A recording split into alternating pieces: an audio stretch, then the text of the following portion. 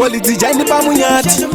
kundirenga amusati mati dhodza muresi jaini ndini eyo next Zamero singuche mukadzi wangu zingida kuzingira pasimba chaifu inondikurira mukadzi wangu zingida kuzingira pasimba chaifu inondikurira mukadzi wangu zingida kuzingira pasimba chaifu inondikurira mukadzi wangu zingida kuzingira pasimba chaifu inondikurira shuwa kutongomanyisana kusvika usina kubika tinomamisana mumaraini here kutomanyisana ane kazikiri kake kumakisana anondirova nemashanana kutondirova kunyangwe pamberi pevana mukadzi muguru kunga asina kukwana kundiona kubvawo woziva zvavharana mukadzi wangu zingida kuzingira pasimba chaifu inondikurira mukadzi wangu zingida kuzingira pasimba chaifu inondikurira mukadzi wangu zingida kuzingira pasimba chaifu inondikurira mukadzi wangu zingida kuzingira pasimba chaifu inondikurira nokaimhosva kukasikaimhosva saka ini ndinogara ndine mhosva ndakarora jere mukadzi wangu kundibata kunge pwere ndini ndomubikira zvekuwacha ndini ndomuwachira kutopiwa taimutebhuru newandaka wangu wandakada kutopiwa taimutebhuru ireshu newangu wandakada wangu wandakada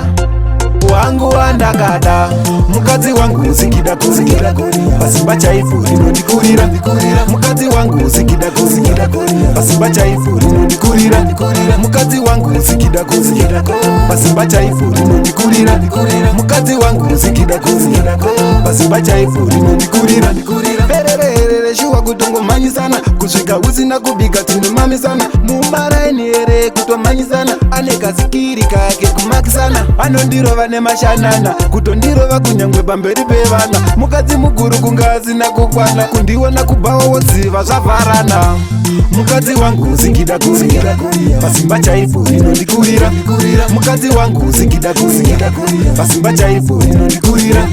mukadzi wangu zingida kuzingira pasimba chaifu inondikurira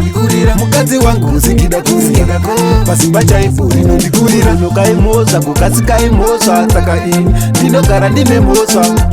ndakarora jere mukadzi wangu kundibata kunge pwere ndini ndomubikira zvekuwacha ndini ndomuwachira kutopiwa taimutebhuru newandaka wangu wandakada kutopiwa taimutebhuru ireshu newangu wandakada wangu wandakada wangu wandakada